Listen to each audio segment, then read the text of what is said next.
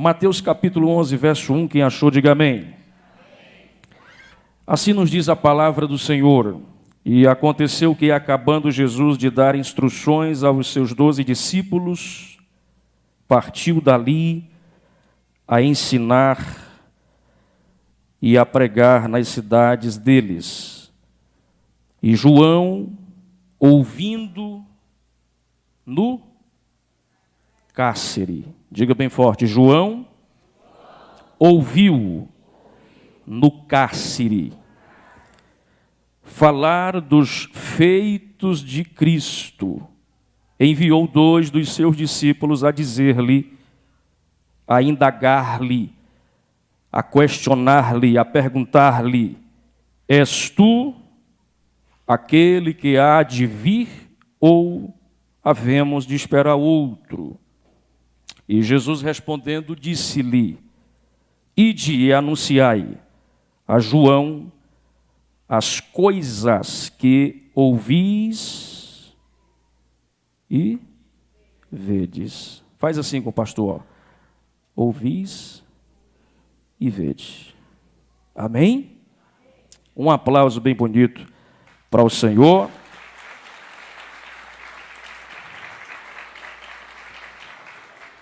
João Batista é o último profeta do Novo Testamento. João Batista é aquele que está preparando o caminho para o Senhor. João Batista é aquele que batiza Jesus no Jordão. João Batista é o pregador que anuncia o arrependimento aos homens.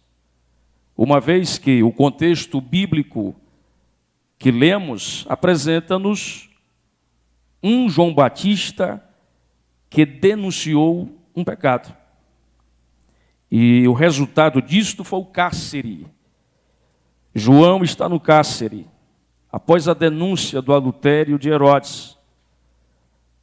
A mulher de Herodes, junto a seu irmão Felipe, prende João Batista. Ele está preso, mas ele está com os seus 5 sentidos em pleno funcionamento. Ele está preso, mas ele está vendo, ouvindo, percebendo. E a Bíblia Sagrada nos diz que mesmo preso, João Batista ouve o barulho repercussivo da manifestação do ministério de Jesus. João Batista não está ouvindo o barulho repercussivo de um ministério de um homem, mas de um ministério de um verbo preexistente de Deus. Ele está ouvindo o barulho repercussivo do maravilhoso conselheiro, do Deus forte, do Pai da eternidade, do príncipe da paz, do Cordeiro de Deus, da raiz de Jessé, do Alfa e do Ômega, do princípio e o fim, do Rei dos reis e Senhor dos senhores, do médico dos médicos, do Cordeiro de Deus, Jesus de Nazaré. Quando falamos sobre Jesus, estamos falando do homem que dividiu a história. Quando falamos sobre Jesus, estamos falando do homem que tem as chaves do inferno. Quando falamos sobre Jesus, estamos falando de um homem que esmagou a serpente, que é Satanás. Quando falamos de Jesus, estamos falando de um homem que morreu. Morreu ou não morreu? Mas ao 3º dia ele ressuscitou. E está à destra de Deus a interceder por nós. Jesus representa não um homem, mas o caminho, a verdade e a vida. Então o Evangelho, ele só é Evangelho por causa de Jesus. A igreja só é igreja por causa de Jesus. Nós só somos salvos por causa de Jesus. Você só é alguma coisa por causa dele. Você só tem alguma coisa por causa dele. Você só faz alguma coisa por causa dele. Sem ele, nada do que foi feito se fez. Jesus representa o fundamento, além do que já está posto. o qual é Jesus Cristo. Ele é a pedra angular, Ele é o pão da vida, Ele é a água que sacia a sede daquele que está sedento, Ele é a porta, Ele é o bom pastor, Ele é o príncipe da paz, Jesus Cristo. Então João está no cárcere, mas ouvindo o barulho repercussivo dos efeitos do ministério de Jesus. Mas quando João envia 2 dos discípulos para Jesus, indagá-lo e perguntá-lo se de fato a sua estrutura espiritual e divina é real, se ele é realmente o Messias prometido, Jesus responde de forma muito profunda, objetiva e factual. Diz a ele o que vocês estão ouvindo e vendo. Porque o Evangelho, ele é muito simples, não precisa inventar. A Assembleia de Deus no Brasil cresceu por causa de 4 pilares espirituais. Jesus cura, a irmã entendeu. Jesus batiza com o Espírito Santo, Jesus renova e Jesus leva para o céu.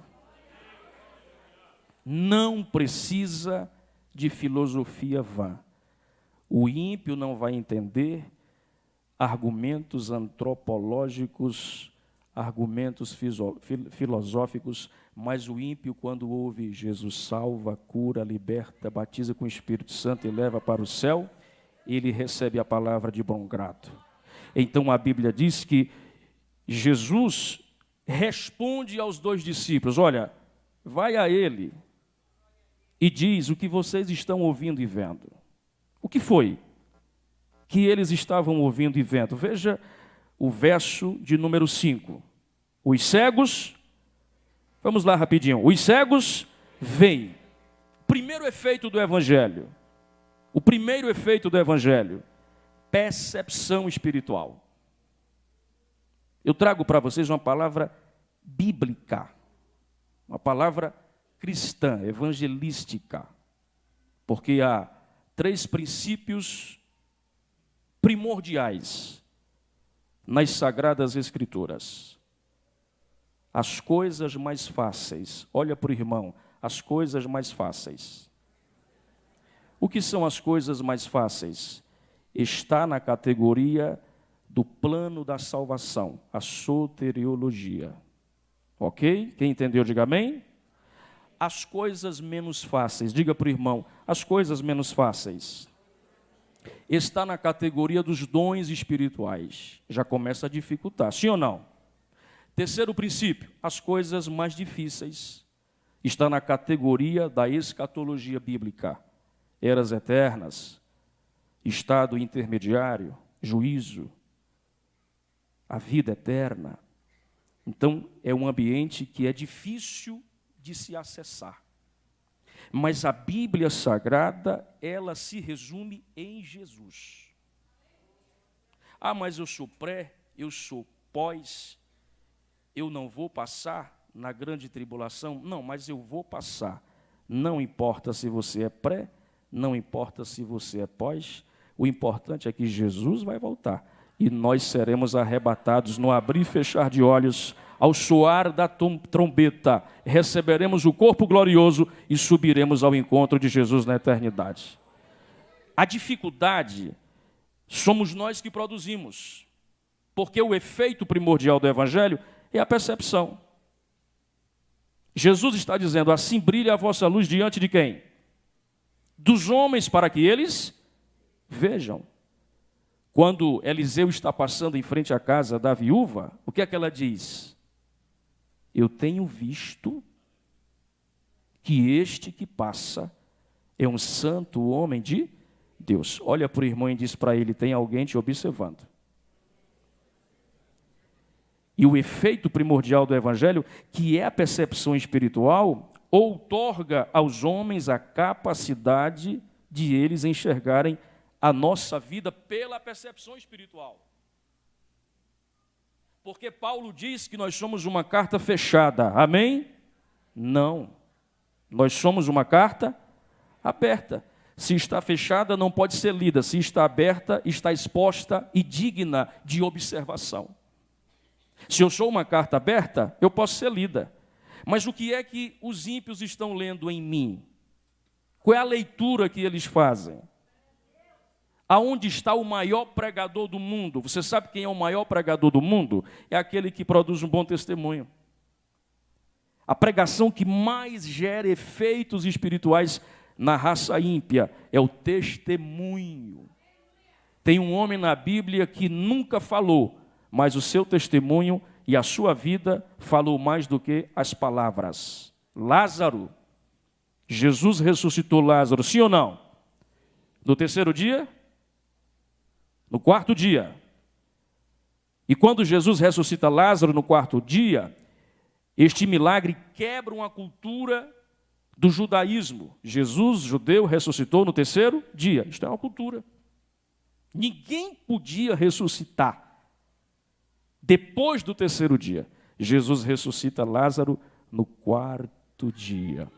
Quando Lázaro ressuscitou, ele sai andando por Betânia, calado, e o seu testemunho começa a gritar.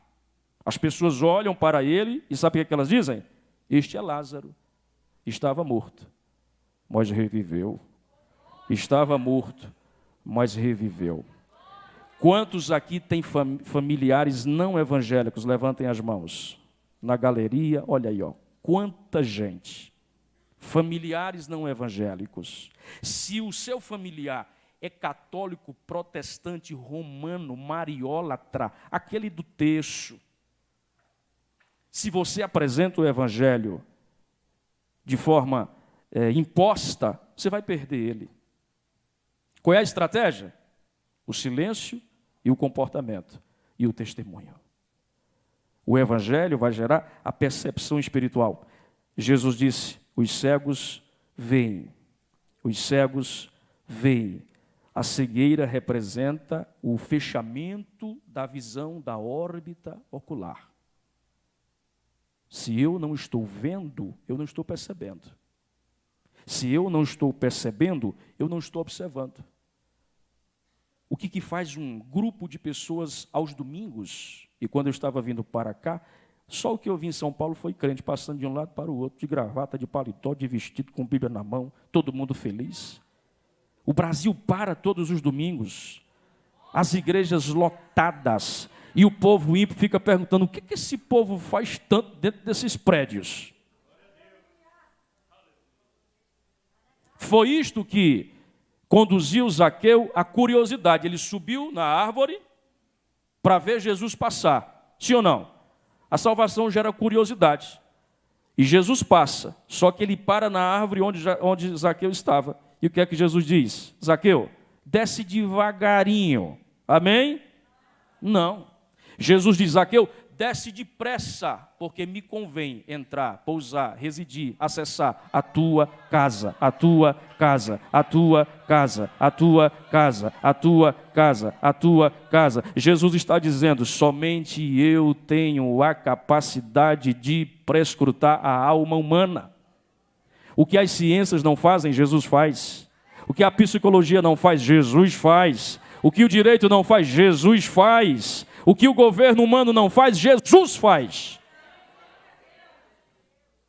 A percepção espiritual é a capacidade de vislumbrar aquilo que o homem comum não enxerga. Aquele que crê em mim, disse Jesus, como diz as Sagradas Escrituras, do seu interior, o que é que vai acontecer? Qual é o processo? Qual é o fenômeno?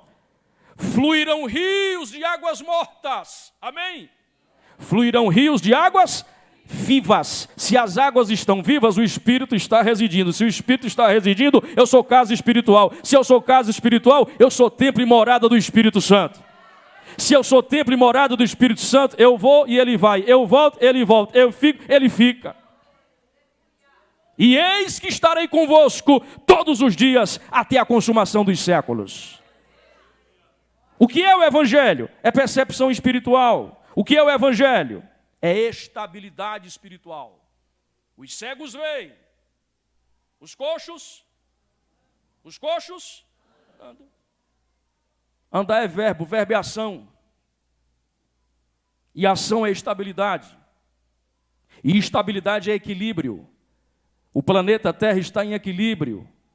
A iniciativa nobre do vosso pastor em orar pelo Brasil, por Israel, pelas nações ímpias, é fantástica. Se todas as igrejas do Brasil estivessem adotando esse estilo de liturgia, algum efeito espiritual estava acontecendo. Porque eu ainda creio na oração de um justo. Eu ainda creio que quando a igreja decide orar, as coisas começam a se ajustar. Quando a igreja anda de joelhos, o diabo se prostra. Mas para isto, eu preciso viver o evangelho. Jesus está dizendo, os cegos veem, percepção espiritual.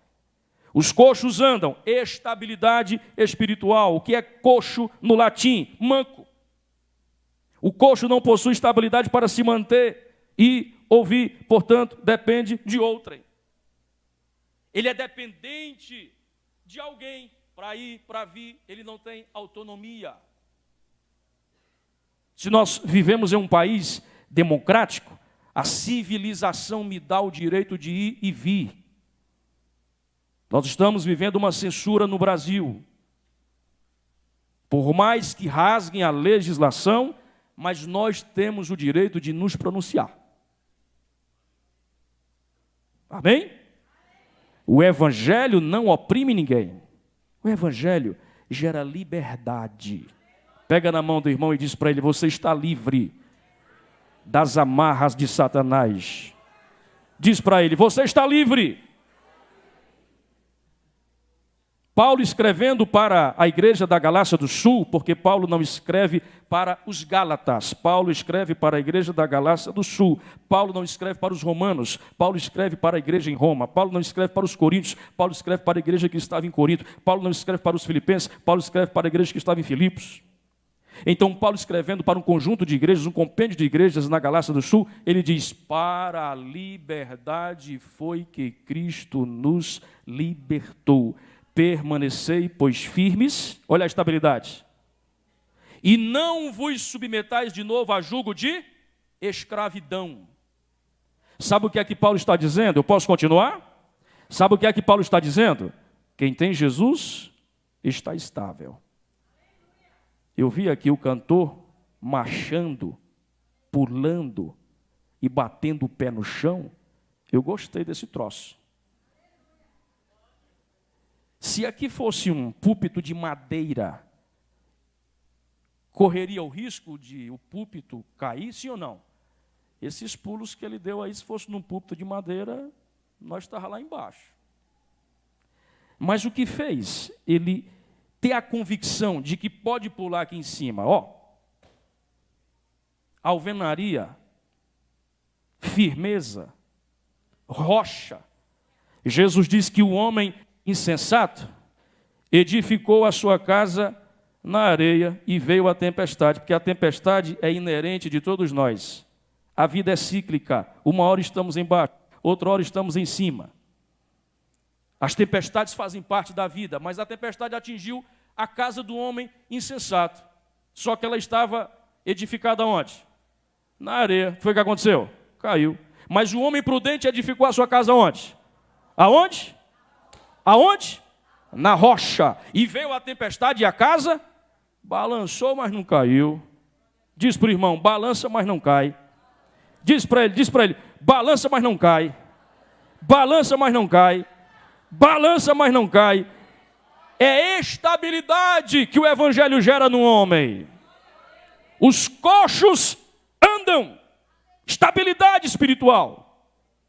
O evangelho, contudo, reabilita este sujeito à locomoção espiritual. Ou seja, sem Cristo ele não progride, ele não se equilibra, ele vive uma vida diuturnamente instável produzida pela amartia. Diga para o irmão, amartia. Pecado. Errar o alvo. Amartia, quando você se aprofunda nesta palavra, na doutrina da amartiologia, pela teologia, você vai entender que pecar é errar o alvo e viver mancando. Quem peca vive mancando e vive tropeçando, vive caindo. Quando você vê um crente que vive caindo, alguma coisa está errada com ele. Porque Deus não nos salvou através de Jesus, por meio do Espírito Santo, para a gente viver caindo. Salmo 20, verso 8, Davi diz, uns encurvam-se e caem. Nós, porém, nos levantemos e nos mantemos de pé. Com Jesus a gente não vive tropeçando, com Jesus a gente está de pé para a glória do Senhor. Levante as mãos e glorifique o nome do Senhor Jesus. O primeiro efeito do Evangelho, a percepção espiritual. O segundo efeito, a estabilidade. O terceiro efeito, a Bíblia diz, os leprosos são purificados. Percepção, estabilidade, saúde. Pega na mãozinha do irmão aí e vai apertando bem devagarzinho. É para você fazer, vai lá. Vai apertando bem devagarzinho, vai apertando. Vai apertando, não quebre os dedos dele não. Vai apertando e diz assim para ele, saúde espiritual. Saúde espiritual. Aleluia, também digo eu. Saúde espiritual. Ah, mas eu estou com câncer. É uma doença terrível. Jesus pode curar, mas a sua alma está sã. Você tem saúde espiritual. E a saúde espiritual, ela está corroborada em relação à lepra. No Antigo Testamento, esta lepra era considerada uma doença maldita. Levítico 13, conhecida como a doença mais antiga do mundo.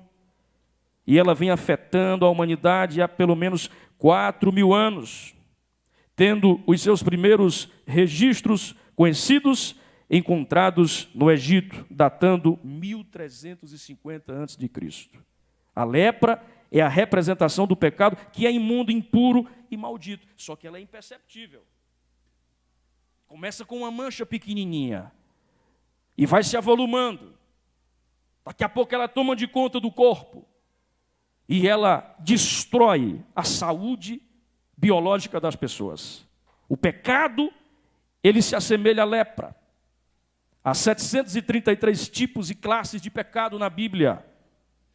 E quando estudamos sobre o pecado, entendemos que os atributos do pecado são tendenciosos a nos ferir e nos quebrar de nossa comunhão com Deus. A física diz que 2 corpos não podem residir no mesmo espaço. Sim ou não? Não pode. Água e óleo não se misturam. O que é o óleo? O pecado. Eu não posso viver uma vida de santidade e uma vida de profanação. Tem muita gente aqui e lá. Tem muita gente aqui, mas o pé está lá. A mente está lá fora. Se eu sou filho de Deus, quem é filho de Deus aí?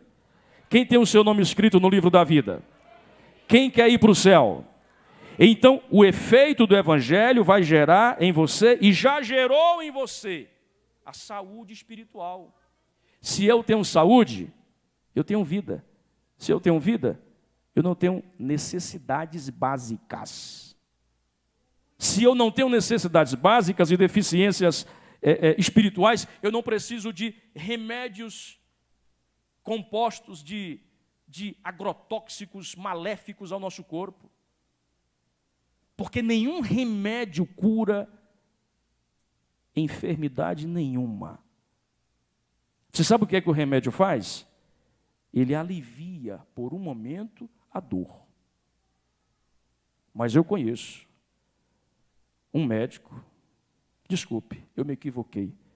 Eu conheço o médico que pode curar e sarar as nossas feridas. O nome dele é Jesus Cristo de Nazaré, Quem tem esse Jesus, glorifique o nome do Senhor. O Evangelho gera percepção espiritual. O Evangelho gera estabilidade espiritual. O Evangelho gera saúde espiritual. O Evangelho gera compreensão espiritual. A fé vem pelo... Vamos lá, a fé vem pelo... Só quem está vivo vai falar. A fé vem pelo... Só os vivos. A fé vem pelo... E o ouvir a palavra de Deus. O que é escutar? E o que é ouvir? Qual o conceito de escutar e qual o conceito de ouvir? Se eu escuto, eu estou permitindo as palavras acessarem o meu senso auditivo e saírem automaticamente. Quando eu ouço, eu guardo. Quando eu ouço, eu fixo-as no HD da minha mentalidade. Por isto que o Evangelho, ele gira em torno do anúncio, da propagação. Jesus olha para os discípulos e diz assim, ó, ide e pregai o Evangelho a toda criatura. Aquele que crescerá, aquele que não crescerá, e estes sinais seguirão ao que crê em meu nome. E aí ele sequencia, ele elenca ali inúmeros benefícios, resultados deste Evangelho. Você sabe por que nós estamos com dificuldades? Porque se prega sobre tudo, menos sobre Jesus. Os pregadores hoje usam os altares das igrejas no Brasil e falam sobre tudo. Aristóteles, Epicuro, Mahatma Gandhi, os filósofos, e você ouve aquela palavra bonita, mas sem sal. Porque o sal gera sabor. Aleluia, aleluia. Vós sois o sal da terra. E se eu produzo este tempero na minha personalidade, no meu caráter, na minha existência, eu serei desejado. Quem gosta de comer muito, diga amém. Misericórdia. Misericórdia. Mas olha para mim, um feijão sem sal é bom? As irmãs que gostam de cozinhar, um feijão assim, sem sal, no dia que tu está com raiva do marido, tu diz, hoje eu não boto nem sal. Aí como é que fica? O marido vai comer aquele feijãozinho, aí o feijão está sem sal, o que é que ele faz? Se ele for barriga branca, lá no Ceará, barriga branca é aquele que é mandado pela mulher. Se ele for barriga branca, ele vai dizer, ô feijão bom. Que a mulher vai estar olhando e dizendo, como é que está o feijão? Aí o bicho vai mandado, ele diz, maravilhoso. Que feijão bom, mas está sem sal. Casamento sem sal não presta. A irmã entendeu e recebeu. Relacionamento entre amigos sem sal não presta. Eu estive ontem em Sorocaba pregando na igreja do pastor Osmar e a gente foi jantar após o culto e o pastor Mazinho quase não me solta. Eu cheguei no hotel 2:30 da manhã. Eu disse, meu Deus, o que fez esse homem ficar conversando comigo esse tempo todo? Aí Jesus disse para mim, é porque tu tem sal. A gente não gosta de ficar perto de gente que não tem sal. Quem não tem sal é vazio. Quem não tem sal é sem graça. Quem não tem sal não tem motivação. Quem não tem sal não tem alegria. Quem não tem sal não tem força. Quem não tem sal não sonha. Quem não tem sal não quer crescer. É inútil. Tem olhos, mas não. Tem ouvidos, mas não. Tem boca, mas não. Não tem sal. Jesus está dizendo, aquele que tem sal, ele compreende, ele entende. Os surdos ouvem, ouvir, compreender, entender, absorver. É você produzir a capacidade de absorção. Ou a pergunta, quem está entendendo o pastor pregar, diga amém. Porque a mensagem tem começo, meio e fim. Eu estou seguindo uma dissertação expositiva e textual. Quando você compreende o Evangelho, você não erra.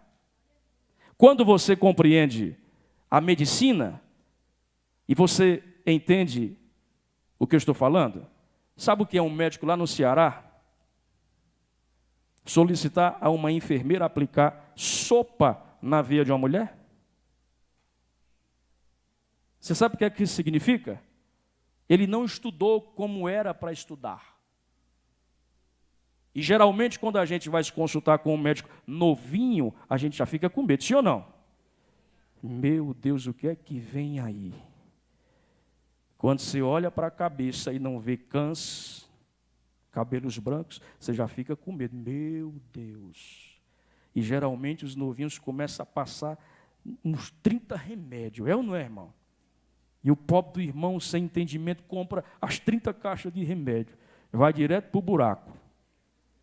Mas aí, aquele que compreende, aquele que tem experiência, aquele que entende, não, dá só um banhozinho na sua criança. Ela está com febre, dá só um banhozinho, bota para dormir, amanhã já está melhor. Porque quando eu compreendo, eu não sou enganado. E o Evangelho gera compreensão. O Evangelho gera? Os surdos ouvem. O que é que nós estamos ouvindo? O que é que os ímpios estão ouvindo? É impossível, deixa eu dizer uma coisa para vocês. É impossível eu pregar o Evangelho e não ter resultados. O que fez um centro espírita no Ceará, com mais de 30 espíritas, junto ao seu líder, aceitar a Jesus através de um programa de rádio que eu faço. O líder do centro espírita me liga e diz assim: pastor, eu gosto da sua programação. O senhor fala uma linguagem assim, bem... chega a gente dar vontade de dormir. Eu digo, Ave Maria. E o negócio aqui está tão sério, eu vou dizer logo. Eu disse, pois diga, eu quero esse Jesus aí que o senhor está pregando. E eu vou logo falar tudo. E os meus aqui companheiros que são espíritas também, está todo mundo querendo esse Jesus. Mas se eu tivesse no rádio rodopiando, jogando profetada, recebe, o espírita ia ridicularizar-me. Sim ou não? Ele ia compreender? Não, porque ele é surdo. E ele só vai ouvir aquilo que é necessário, aquilo que gera vida. Os surdos ouvem. A fé vem pelo ouvir. Ide pregai o Evangelho. Ide fazei discípulos. O Evangelho dilata a audição do pecador, gerando compactação espiritual. Aleluia. Amém? Esta compreensão espiritual vai fazer os homens caminharem sem errar. A nossa igreja no Brasil está perdendo muita gente. E eu me coloco aqui também. Sabe por que nós estamos perdendo muita gente? Porque a gente não está sabendo falar aquilo que o povo precisa ouvir. O que é que o povo precisa ouvir? O Evangelho na sua integralidade. Simplesmente, Jesus diz assim, fala para João, que os cegos veem, os coxos andam, os leprosos são purificados, os surdos ouvem, e os mortos são ressuscitados. Primeiro, percepção espiritual. Segundo, estabilidade espiritual. Terceiro, saúde espiritual. Quarto, compreensão espiritual. Quinto, vida espiritual. Os mortos são ressuscitados. Ou seja, só Jesus tem um poder de ressuscitar o homem. E ele vos deu vida, Efésios 2:1, estando vós mortos em vossos delitos e pecados. E ele vos deu vida, estando vós mortos em vossos delitos e pecados. Você sabe o que é viver? Você sabe o que é qualidade de vida? É você viver com saúde. Sabe o que é qualidade de vida? É você dormir bem. Quem dorme bem a noite inteira e levanta a mão? Quem dorme bem? A minha esposa chegou para mim e disse assim: eu estou preocupado com você. E eu já fiquei com medo. Eu disse: meu Deus, será que eu vou morrer? Que quando a mulher chega para o marido e diz assim: eu estou preocupado com você, o marido já se desestrutura, sim ou não? Eu digo: meu Deus, o que foi que eu fiz e será que eu vou morrer? Aí eu disse: por que você está preocupada comigo, minha filha? Diga o que foi que aconteceu. Ela disse assim: você está roncando muito. E o ronco é muito alto, parece uma locomotiva. Eu não consigo nem dormir. Aí eu fiquei triste, gente. Eu quase entrei em depressão. Eu disse: meu Deus, eu estou roncando. Aí fui consultar Jesus. Eu digo: Jesus, eu estou roncando muito. O que está acontecendo? Aí Jesus disse assim: vai ler a Bíblia, macho velho. O que é que a Bíblia diz? Em paz me deito e logo pego no sono, porque só tu, Senhor, me fazes habitar em segurança. Eu disse: então quer dizer que o fato de eu estar dormindo, aquele sono profundo, representa paz? Jesus disse: que tem de gente que não consegue dormir, fica assaltando a geladeira de madrugada, fica se virando de um lado para o outro, fica virando bicho de madrugada. É ou não é? Quem tem paz dorme a noite inteira. Só quem dorme a noite inteira levanta a mão aí e diga glória a Deus. Você sabe o que é isso? É vida. Olha para o irmão e diga assim para ele: saiba viver, meu irmão. Saiba viver. Porque viver com Cristo é diferente de viver lá no mundo. Viver com Cristo é qualidade de vida. A Bíblia diz: os mortos são ressuscitados. O Evangelho gera vida. Vamos citar João 10:10. Vamos lá. 1, 2 e 3. O ladrão...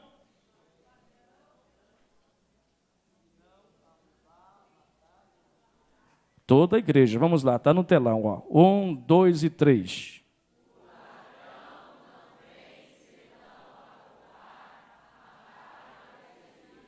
E eu vim para que tenham, e a tenham com qualidade de vida.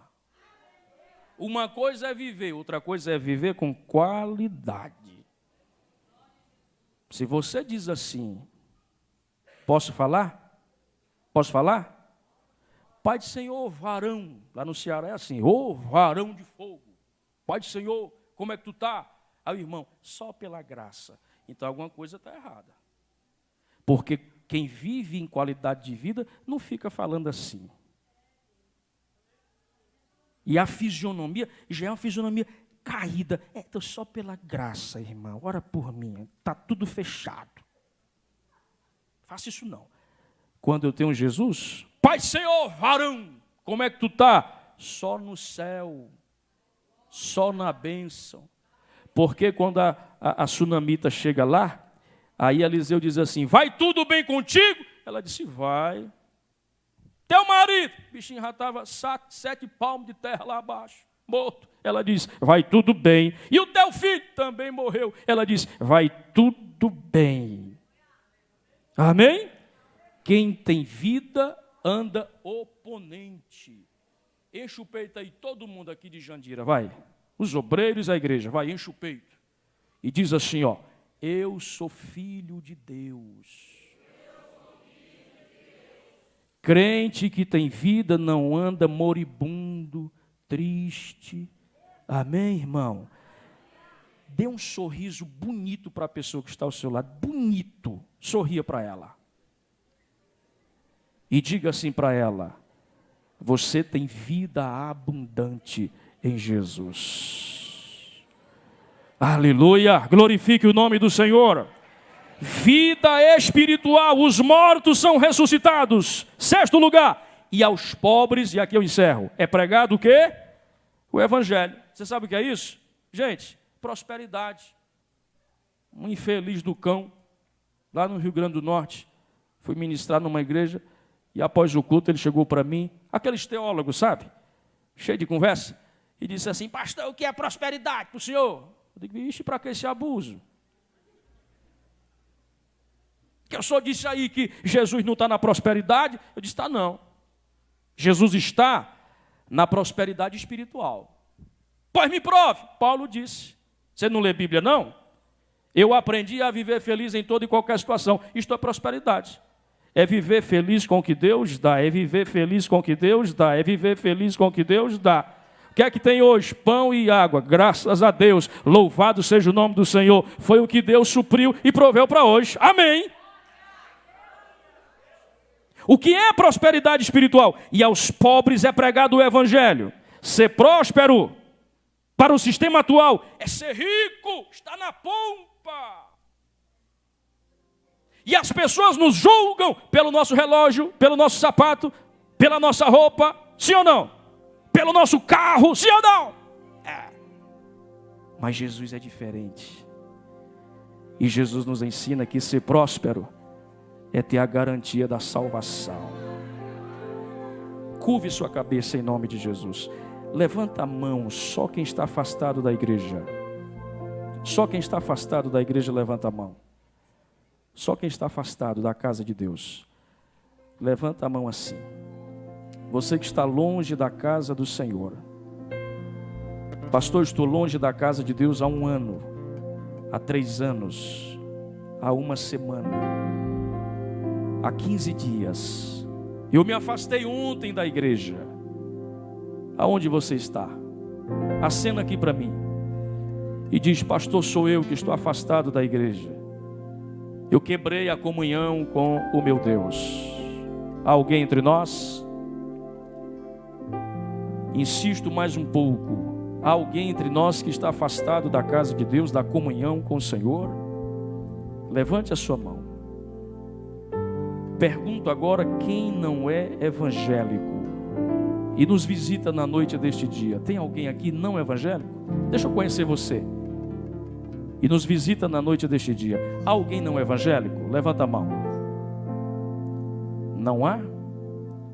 A igreja fica de pé. Deixa eu orar por vocês.